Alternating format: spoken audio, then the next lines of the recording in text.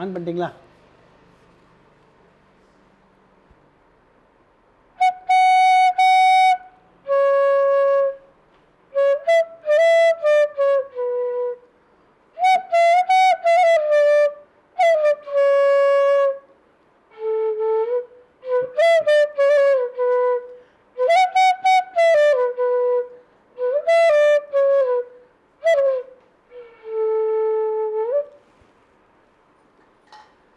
நற்பவி நலம் பெறுவோம், வளம் பெறுவோம். இந்த காணொலியை பார்த்து கொண்டிருக்கும் அன்பு நெஞ்சங்களுக்கும் சப்ஸ்கிரைப் செய்த சொந்தங்களுக்கும் சேர்வராகினி அறக்கட்டளையின் சார்பாக பொன் பரமேஸ்வர சுவாமியின் ஆசீர்வாதங்கள், நன்றிகள். சாய்ராம்.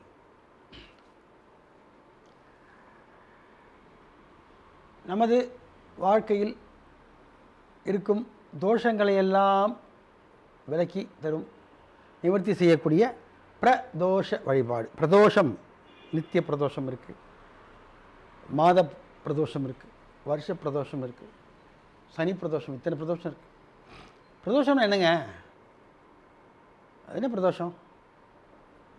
பிரதோஷம் என்பது சமஸ்கிருத வார்த்தை, தமிழில் மாலை என்று பொருள்.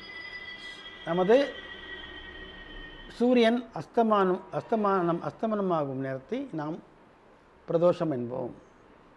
பூமியை விட்டு கீழே செல்கிறார். அப்போ இரவும் பகலும் சந்திக்கும் நேரம் மாலை நேரம். அப்போ அந்த 4:30 மணிக்கு மேலே, 5 மணிக்கு மேலே, 8 மணிக்குள்ளே நடக்க அந்த காலத்துக்கு பேர் தான் பிரதோஷ காலம்னு பேர். பிரதோஷ காலம்தான் எல்லோருமே நல்லது கெட்டது எல்லாமே நடந்திருக்கு. நமது பழைய கதையை எடுத்து பார்த்தோம்னா என்ன, பெரிய பெரிய யுத்தங்கள் நடந்ததும் சரி, பெரிய பெரிய விஷயங்கள் வாழ்க்கையில் வெற்றி மேல் வெற்றி கிடைச்சதும் சரி, எல்லாமே அந்த பிரதோஷ காலம்தான்.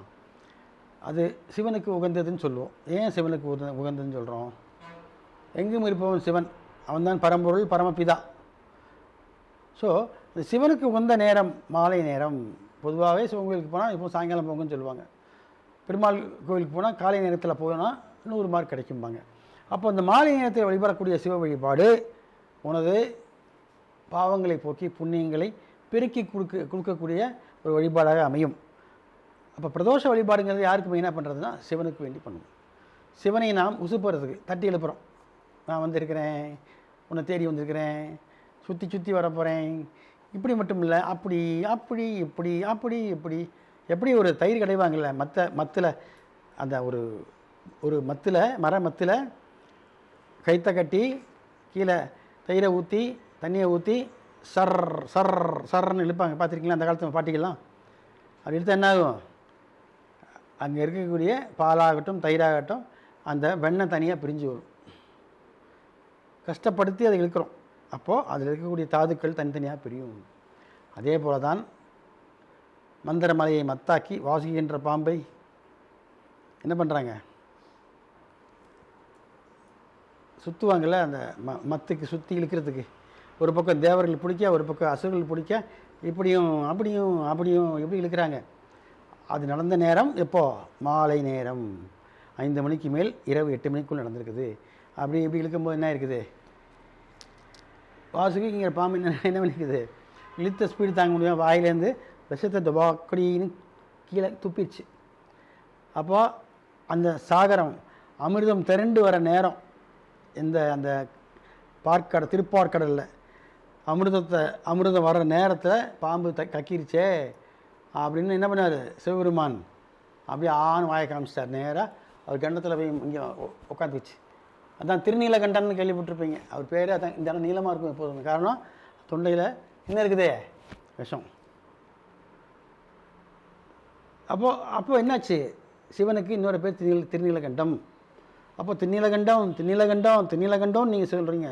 ஓம் நமச்சிவாய, சிவாய நம, வசிய நம, யனம சிவ, இதெல்லாம் சொல்கிறத விட இப்பேற்பட்ட ஒரு இக்கட்டான சூழ்நிலை உனக்கு இந்த பாட்டெல்லாம் கேட்டிருப்பீங்க. மாசில் வீணையும் மாலை மதியமும் விசு திண்டலும் மிங்கள வேணிலும் இதெல்லாம் தாண்டி திருநீலகண்டம்னு கூப்பிட்டிங்கன்னா ஓடோடி உங்களை காப்பாற்றுவார். ஆபத்தாண்டவா அநாதாய ரட்சகா அவர் தான். யாரும் குறுக்க வர மாட்டாங்க, யாராலையும் காப்பாற்ற முடியாது. அப்போது திருநீலகண்டம் ஒருவர் தான் உன்னை காப்பாற்ற. ஏன்னா அந்த கொடிய விஷத்தை தேவர்களுக்காகவும் அசுரர்களுக்காகவும் என்ன பண்ணியிருக்காரு, தனது தொண்டையில் நிறுத்தி வச்சிட்டார். அது அவர் வாயில் முழுங்கலைன்னா அந்த திருப்பார்கடலில் கலந்து எல்லாம் சாப்பிட்டு செத்து போயிருப்பாங்க, நமக்கு உலகமே இருந்திருக்காது, அசுர தேவரெல்லாம் இருந்திருக்க மாட்டாங்க, நம்ம தான் எல்லாம் தனித்தனியாக மேலே அப்படி யாருமே இல்லை. அப்போது இந்த விஷயம் வந்து சிவனுக்கு வந்த உடனே சிவனுக்கு தொண்டையில் மட்டும் நிற்கும், அவரும் மனுஷனாக தானே இருந்துக்கணும். அப்போ உள்ளே போனோம்னா அப்படியே உடம்பு பூரா போக ஸ்ப்ரெட் பண்ண ஆரம்பிக்கும். நம்ம பாம்பு கடிச்சவொன்னே என்ன பண்ணுவோம், அந்த விஷம் இறங்கக்கூடாது, அந்த இடத்துல சுற்றி நல்லா இறுக்கி கட்டுவோம்ல, ஒரு கட்டுப்படுவோம்ல. அப்போ அந்த மாதிரி சிவனுக்கு மெய்காப்பாளர் யார், பரமேஸ்வரனுக்கு மெய்காப்பாளர் யார், முன்னாடி படுத்திருக்கோம்ல காளமாடு, அவர் தான் நந்தி பகவான், நந்தீஸ்வரர். நந்தீஸ்வரர் என்ன பண்ணார், அப்படியே வந்து நக்குனார், நாக்கால் நக்குறார், எங்கே பாதத்திலேருந்து இது அவருடைய கழுத்து வரைக்கும் நக்குன்னு நக்கிறார். நக்கி அந்த விஷத்தை பூரா யார் எடுத்துக்கிறா, நந்தி பகவான் எடுத்துக்கிறார். யார் எதற்காக, தன்னுடைய தலைவருக்காக தொண்டன் செய்கிற வேலை. இப்போ இவ்வளோ தொண்டர்கள் செய்வீங்களா, ஐயோ நம்ம காப்பாற்றினா போதும் ஓடி போயிடுவீங்க. ஆனால் அந்த காலத்தில் சிவனுடைய அந்த அந்த விஷம் அவருடைய உடம்பில் இறங்காமல் இருக்கிறதுக்கு வேண்டி நந்தி பகவான் சென்று அவருடைய உடம்பை பூரா உள்ளங்கால்லேருந்து கழுத்து வரை தன்னுடைய நாக்கால் நக்கி நக்கி நக்கி நக்கி அந்த விஷத்தை அவர் குடிச்சிட்றார். யார், காளமாடு நந்தீஸ்வரர். இப்போது காளமாடு இது பசுமாடு, நீங்கள் மாடுன்னு சொல்கிறோமே, அது தெய்வமாக சொல்லணும். அவங்கெல்லாம் வந்து எப்பேற்பட்ட விஷத்தை புல்லை சாப்பிட்டாலும் பால் எப்படி இருக்குது, அமிர்தமாக தான் இருக்குது, அது விஷம் வராது இல்லையா. அப்போ புரிஞ்சுக்கிட்டிங்களா விஷம் எப்படி மாறுதுனாங்க.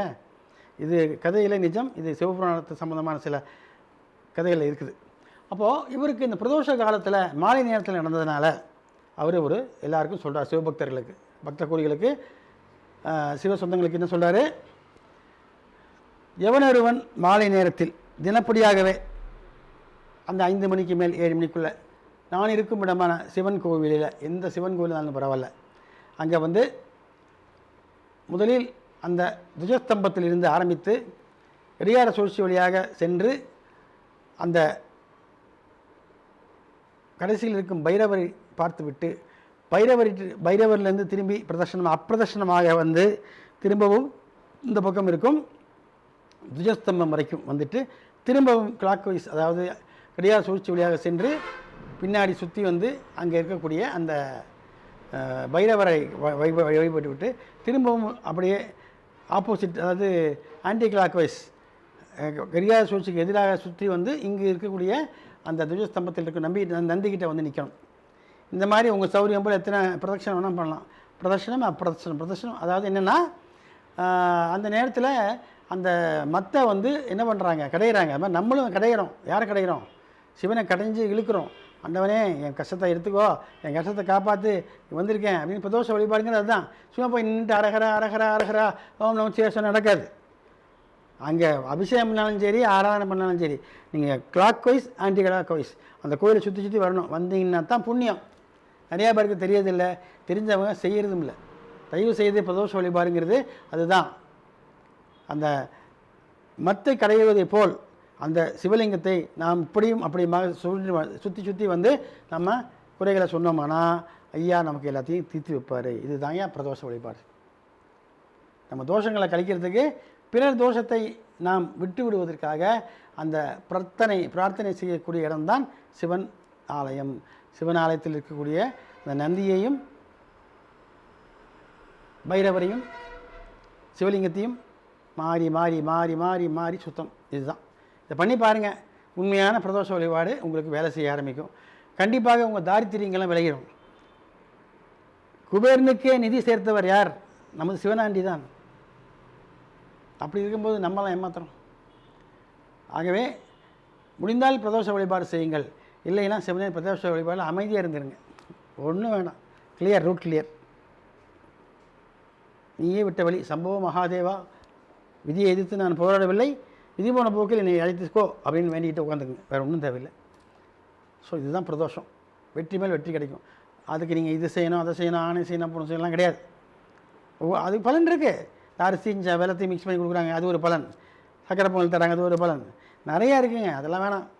என்ன உண்மையான பக்தனுக்கு என்ன தேவை, உண்மையான அன்பு இருந்தாலே போதும், உண்மையான அந்த வேண்டுதல் இருந்தாலே போதுமானது. ஆகவே பிரதோஷத்தை பயன்படுத்தி அனைவரும் என்ன பண்ணோம், தன் பாவங்களை போக்கிக்குவோம்.